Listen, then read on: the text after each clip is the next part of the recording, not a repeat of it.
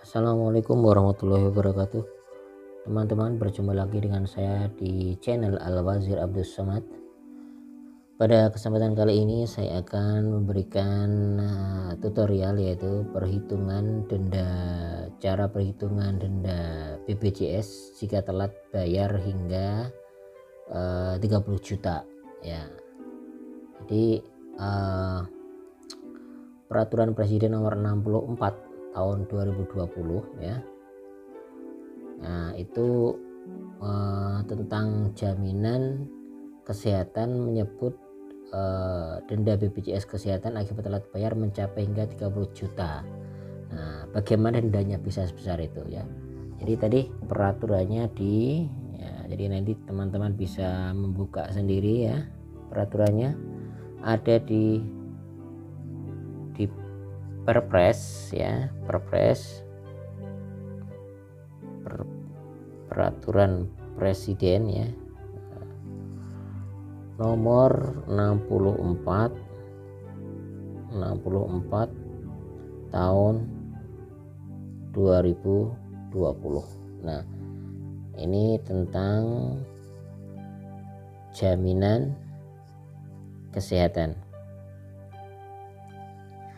Nah, pada Peraturan Presiden nomor 64 tahun 2020 diterbitkan buat menggantikan Peraturan Presiden nomor 82 ya. Jadi ini menggantikan Perpres ya, Perpres nomor 82 tahun 2018.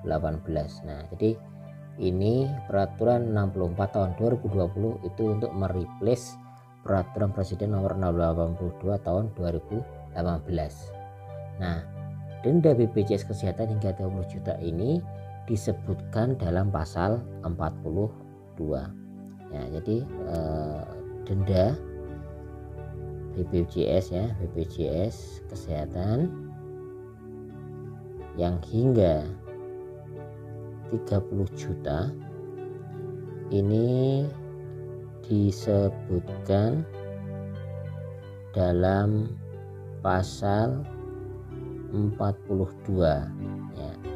Jadi di situ nanti saya sebutkan ya. Nah, saya bacakan ya, pasal 42 ayat 5, ayat 6 dan ayat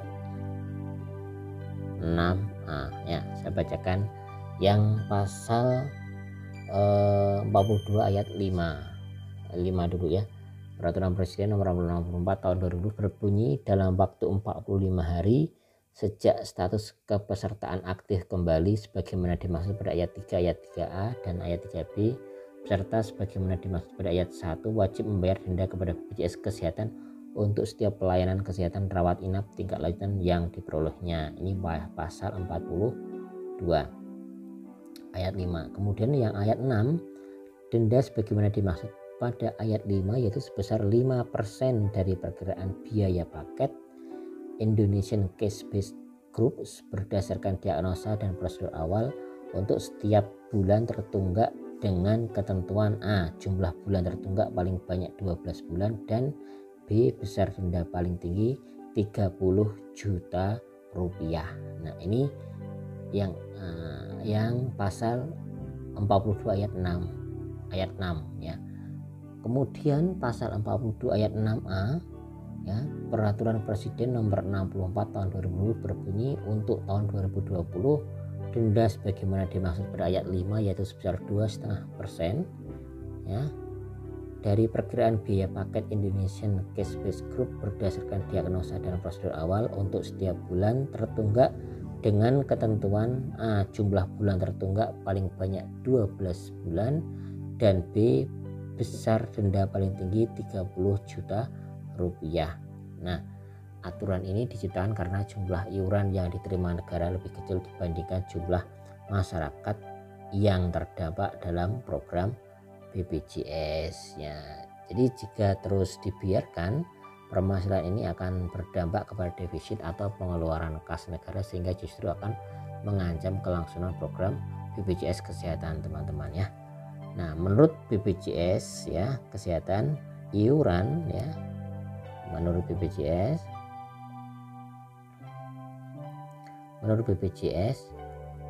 Kesehatan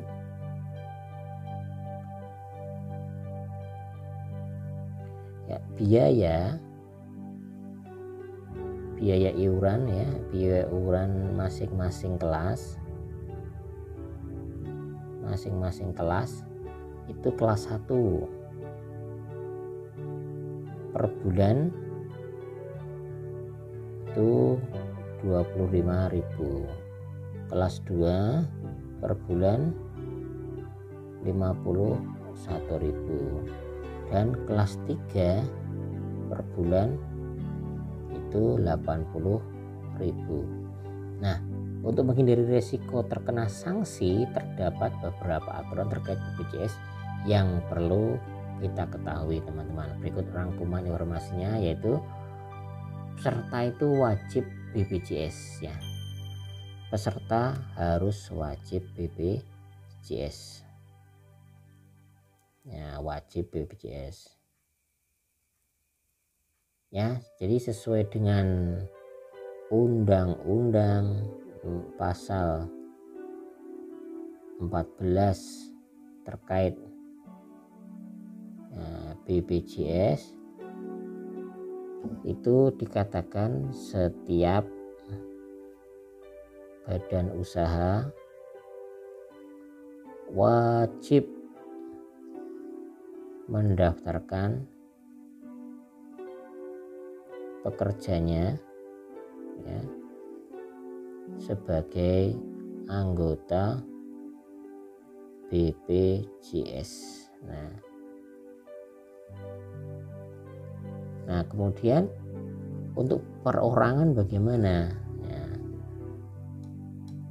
sebagai untuk perorangan ya, yang tidak bekerja pada badan usaha tetap wajib mendaftarkan diri dan anggotanya dalam program BPJS ya. BPJS sendiri terbagi menjadi 2 kelompok, yaitu ya, BPJS terbagi menjadi 2 kelompok.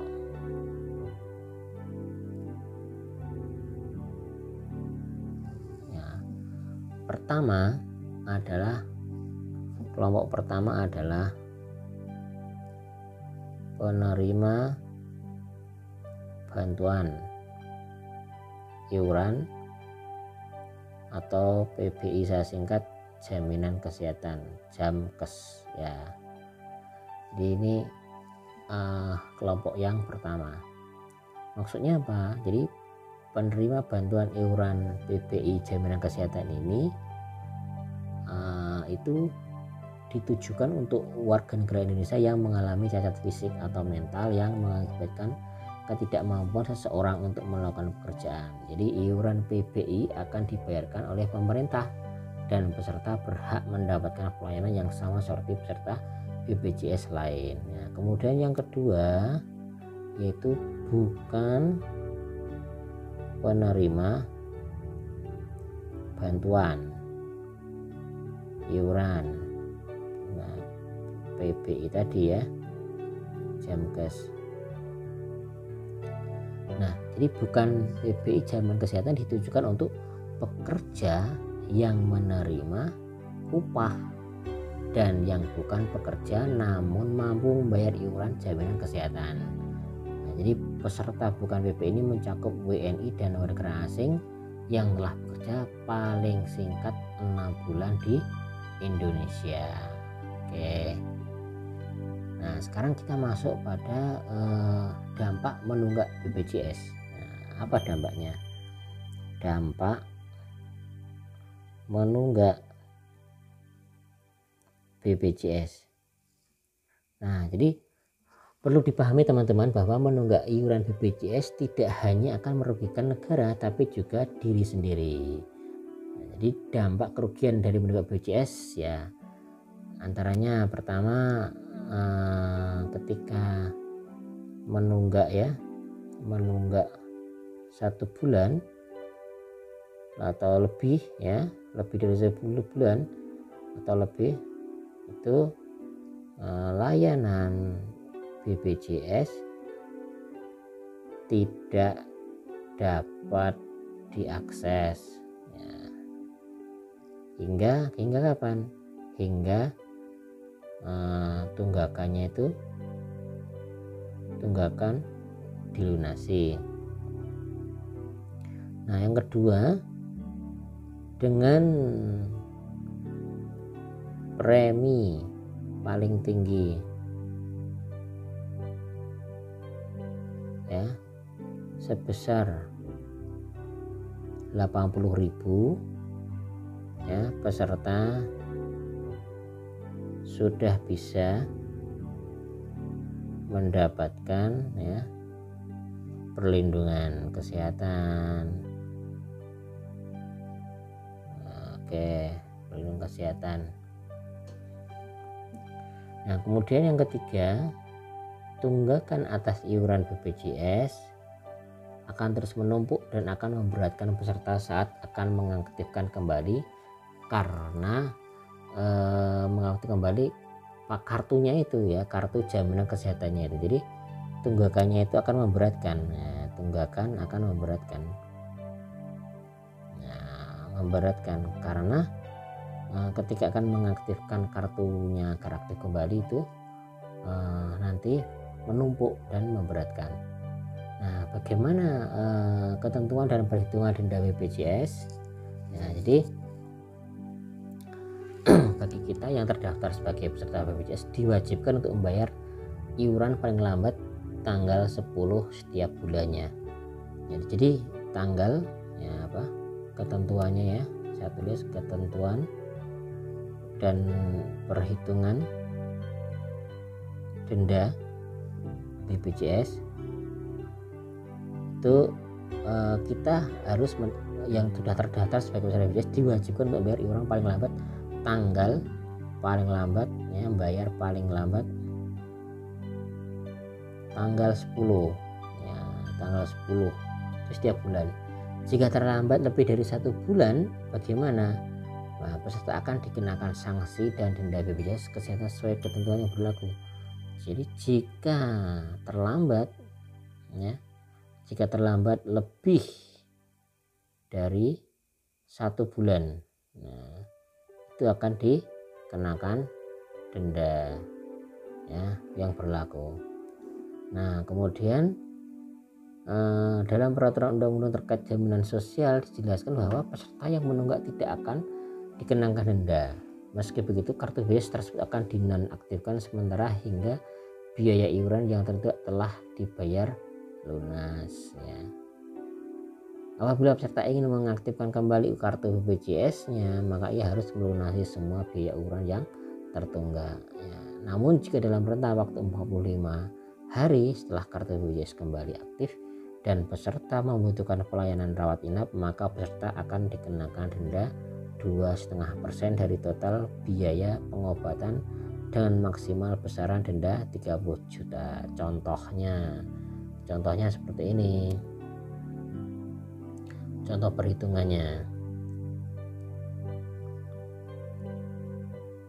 Perhitungan denda ya. Nah, agar tidak bingung kita contohkan. Jadi dalam kasus ini ya, contohnya peserta terdaftar ya, dalam BPJS kelas 1 dan memiliki tunggakan iuran selama 3 bulan. Nah, untuk mengaktifkan kembali kartunya itu kan, kembali berarti peserta harus membayar iurannya ya, iuran kelas 1 ya, kelas 1 kali jumlah bulan tertunggak ya. Jadi 80.000 ya kali 3 bulan sama dengan 240.000. Nah, kemudian setelah peserta tersebut melunasi tunggakannya ya, kemudian seminggu kemudian dia sakit dan harus menjalani rawat inap senilai 10 juta. Nah, dikarenakan peserta menggunakan layanan BPJS dalam kurun waktu di bawah 45 hari setelah melunasi tunggakan, maka dia wajib membayar sebagian dari biaya pengobatan, yaitu senilai 2,5% sesuai ketentuan BPJS. Jadi penghitungan denda BPJS yang wajib dilunasinya saya tuliskan sebagai berikut. Jadi denda ya, penghitungan denda